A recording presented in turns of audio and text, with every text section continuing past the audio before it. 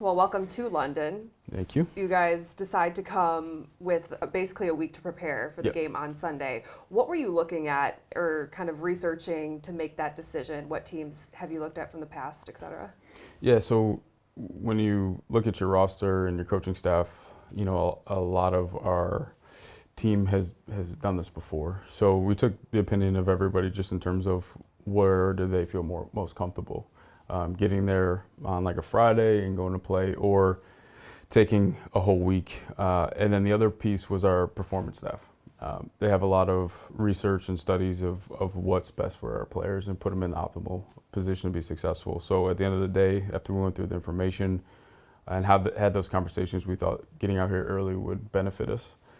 Instead of dealing with, time and all that, we could get here settled, adjusted, have a few practices, and then be able to approach Sunday like a very normal away Sunday. So that's what went into it. Let's talk about this team sitting at 3-2 right now. I'm sure going into a season, you have something, envision something in your head of what it's going to look like, Yeah. the steps everyone's going to take. Yep. Is it going as you thought? Because there's a lot of noise in Chicago, as you know, when Right. you get a losing streak, et cetera. Yeah. No, it's going as I thought. Obviously, we have a standard. We want to win every game. Yeah. But with that, I knew that there was going to be some adjustments with a new offense. I knew our defense was going to get out to a hot start. They've been doing that for a year now. So they've played well. But in terms of our offense, it was going to take some time to adjust. Like what works, what doesn't work, what combination of players is good for us. And then on top of that, with a young quarterback, this league is extremely hard to perform at a high level, especially coming straight out of college. And we knew there was going to be some challenges there. But we also wanted to make sure we started fast. So I really think the combination of all of that has shown the way that I thought it was going to. And I like the growth that I've seen week to week. I like the learning that's going on. I like the conversations in terms of what are the solutions for some of the issues that we're having. So I like that approach, and that should pay off for us as we go. Let's talk about those conversations. When you hear that the leadership team met with Shane Waldron and then they share that with everyone as a GM, what are you thinking in that moment? Yeah, it makes me proud. Again, I've talked about being a solution-based organization, from our front office to our coaches to our players. We can't sit there and just point at a problem. We need to be able to bring solutions. And as a football team, a lot of teams, what they'll do in the locker room is they know there's a problem, they identify the problem, they might even have suggestions for solutions, and they don't bring that to the coaching staff. Our group is so mature, their leadership is so strong. They knew that the right way to do this is to bring it to our coaches, say, hey, we have some suggestions, we see some things. Are you open to listening? And our staff they did a great job there, just opening their ears to that. And we made the proper adjustments, and I think you can see improvement from that time, and hopefully we stay on that same track. When it comes to Caleb Williams, what's impressed you most about him? I've said this over and over, his grit, his hard work has been so impressive. His approach to the game when it's hard, because that's the part when I talk about resilience in our process to select players. We know that there's going to be difficult times, so how do you handle that? And he just keeps coming back week after week after week with the being very intentional of improving and finding out what did I not do well, what do I need to do to improve and put our team in a position to be successful. And you take your skill set, and his skill set's unbelievable. That's why he was taken first overall. But how does that travel to the NFL? It may look a little bit different. The mentality changes a little bit, and we've seen him mature and grow in that space. So just taking what a defense gives you it sounds easy, but it's a very difficult thing to do when you want to create all the time. So his ability to find the open person, to continue to move the ball down the field, and then when those explosive plays open up, be able to hit them. So he's growing and adapting really fast. There's a lot of conversation about what's on him at the line of scrimmage and everything that he's handling right now as a rookie. Was that a conscious effort to put that all on him right away? No, so there's levels to that. Because people are saying not every rookie quarterback is doing that. Yeah, so there's so many levels to that. You have a 10-year vet, has pretty much the whole playbook, is in his hands. So we knew that going in, and you just adjust and tweak what you give him pre-snap. You start to move responsibilities to different people so that he can just operate clear.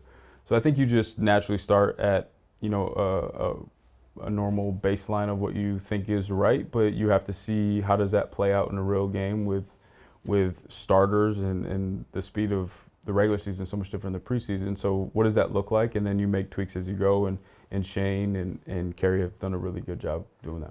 Talking about the offensive line, you said before the season started you were the most confident in the depth at that position. How do you feel about it and where it stands right now? Yeah, it's showed up. There's been opportunities for different guys to get in and play, and they've done a nice job. Matt Pryor, I've mentioned, has done a good job when his number was called.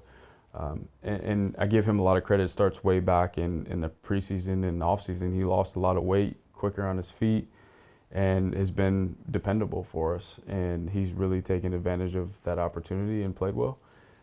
We saw this past week Bill Murray, who I'm super proud of because he's a former defensive lineman that was in New England that made the transfer over to offensive line and showed some flashes. And we really invested in him, but he really put in a lot of hard work and kept improving and had patience. And he got his number called and did a fantastic job for us. So the depth has showed up. I know it's important because it's just hard to keep the starting five in there all the time. So I've been happy with that. With Nate Davis as a free agent you brought in, what are the conversations with him as we've seen Bill Murray and Matt Pryor take over in those positions before he's gone in? Yeah, we've been really, vocal about that with him and openly just the dependability, availability is important, consistency is important. So we're working on that and continue to have that dialogue and, look for him to continue to improve in whatever role that is. I think one of the more surprising or cool things to see is the way the interior defensive line is playing right now with Dexter and Billings as a journeyman who I talked to him after the game last week, and he's like, so much of the importance of finding your fit is the defense you're playing, and we're seeing him play exceptionally well. Yeah. What are you seeing from those two and the way they're playing off each other? Yeah, Bill. So Big Bill, he continues to grow too. I mean, he had a good season last year, and now he's made even more of an impact in both the run and the pass. And again, I got to lean on his just mentality and toughness and hard work to continue to improve. He improved his body this offseason too, so you see a lighter-footed he looked player. Fast That now he can. If you look at the combine, he can run for his size. So he's done a nice job putting himself in a position to be successful. And I text Jervon all the time just about where he started, what we saw in college, where he was last year, and his growth and development. There isn't a harder worker than that guy. Everyone talks about some of the fumbles that happen and the forced fumbles. Watch Dexter run to the ball. They call it getting out of the stack. He gets out the stack and he sprints every single time. And that allows him to be in a position to recover those fumbles and help our team win games. And then his pass rush just continues to improve, and he's starting to affect the quarterback. And if we can get pressure on the inside, that makes life better for the guys on the outside and creates turnovers, and we can get stops on third down. So it's really cool to see. When you see Torrey Taylor have a game like he did against the Rams, are you like, oh, I knew this was coming. This is why. Yeah. No, and I'll go back one game prior. I know he didn't perform as well as what he wanted to against Indianapolis, and he felt responsible for not helping our team win that game, and he takes it personal and puts time in and continues to improve. But yeah, that game was special. That's him. That's a standard that he puts on himself. So it won't be the last time we see a punter performance like that. Do you hear the whole the sky is falling in Chicago when things don't go your way, and you just sit there and laugh and you're like, hey, we knew this was going to take time. It's going to come together. Yeah. No, it's I've had a lot of conversations with family members who are passionate just about me and success of the team, and they get worked up sometimes, and it's like, listen, our fans, they're invested in the moment in that game, and so I get it, and it's just a part of a passionate fan base, and I wouldn't want it any other way.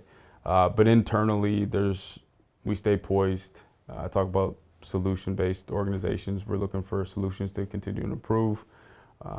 No one ever gets too high or too low, and I think that's just key for a very successful football team. So we're never relaxed and comfortable, but we certainly aren't going to ride the roller coaster either. Driving in, I saw a nice golf course. You gonna go play a round or two? I will. I'll definitely get out there and get a few rounds in.